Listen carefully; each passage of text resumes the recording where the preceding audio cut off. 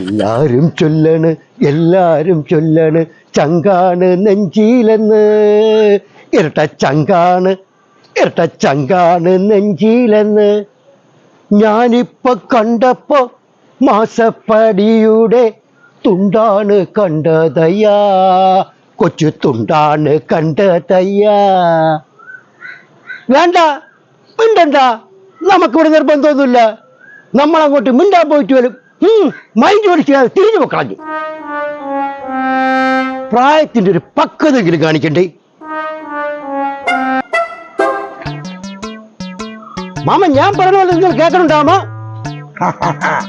പ്രായത്തിന്റെ പക്വതയാണ് ഞാൻ ആലോചിച്ചോണ്ടിരിക്കുന്നത്. എന്തിന്? ഈ പക്വത ഇല്ലാതെ നിന്നെയും കൊണ്ട് ഞാൻ നടക്കണല്ലേ. നിങ്ങൾ എന്തിനാമോ പറയണത്? ചെറുക്കൻ എത്ര വയസ്സായടാ? എനിക്കെങ്ങനെ അറിയാം ചെറുക്കൻ എത്ര വയസ്സായത്? നിന്റെ ചെറുക്കൻ എത്ര വയസ്സായെന്ന് നിന്നെ അറിഞ്ഞൂടെ? എന്റെ ചെറുക്കന് 13 കഴിഞ്ഞു. എടാ, ഇനിയെങ്കിലും വീട്ടിലെ അടികൾ കൂടാതെ മക്കൾ അന്തസ്സായിട്ട് വളർത്തായി രണ്ടുപേരും പരസ്പര ബഹുമാനത്തോടെയും സന്തോഷത്തോടെയും ജീവിക്കണം. എന്റെ മാമ, ഞാൻ എന്റെ പെമ്പറതാരങ്ങളോട് അടി പണ്ട്. ഇപ്പൊ അടിക്കാൻ പിടിക്കുന്നില്ല, നമ്മൾ സന്തോഷമായിട്ടല്ല കഴിയണത്. പിന്നെ മിണ്ടുന്നില്ല പിടിക്കുന്നില്ല എന്നൊക്കെ പറയുന്നത് ആരോടെ? മാമ, ഗവർണർ നമ്മളെ മുഖ്യന്റെ അടുത്ത് മിണ്ടാൻ പോയില്ല എന്ന്. മുഖ്യ അങ്ങോട്ട് മിണ്ടാൻ പോയിട്ടില്ല, മിണ്ടില്ല മാമ.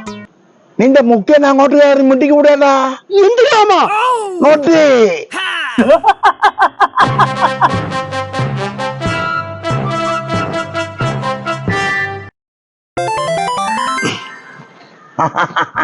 എടാ പ്രാട്ടിയെ, ഇന്നലെ വൈകിട്ട് നിന്നെ ഇവിടെ എങ്ങും കണ്ടില്ലല്ലേ? ഇന്നലെ പ്രതിജ്ഞ ആയിരുന്നില്ല അമ്മ. എന്താ പ്രതിജ്ഞ? സത്യപ്രതിജ്ഞ ആയിരുന്നില്ലേ? നൊട്ടി എന്ത് സത്യപ്രതിജ്ഞയ്ക്ക് നിനക്കെന്തൊരു കാര്യോടെ?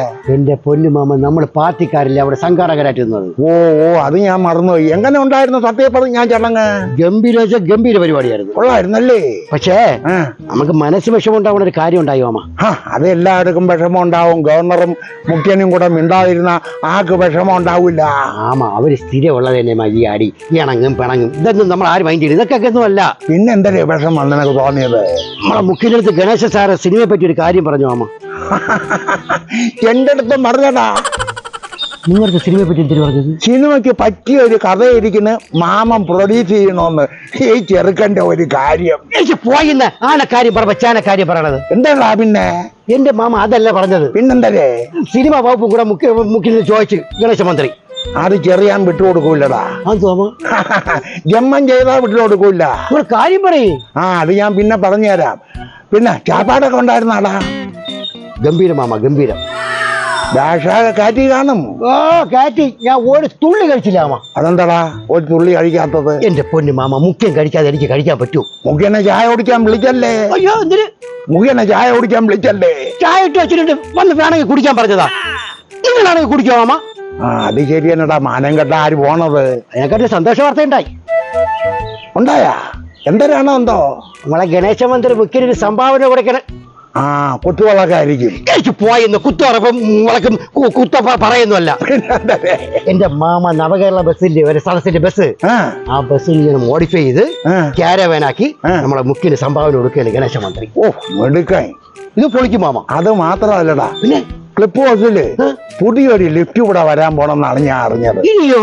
ഈ ക്യാരവൻ വന്ന് നിൽക്കില്ലേ, അപ്പൊ വീട്ടിനകത്തുനിന്ന് ഒരു ലിഫ്റ്റ് ഇറങ്ങി ഇങ്ങ് നേരെ വണ്ടിയുടെ അടുത്ത് വരും. അതെങ്ങനെയാ ഈ ലിഫ്റ്റ് ഇറങ്ങി വെളിയിൽ വരണത്? എടാ, ഒരു കോരുവ പോലെ ഒരു സാധനം നേരെ ബസിന്റെ അടുത്ത് വരും.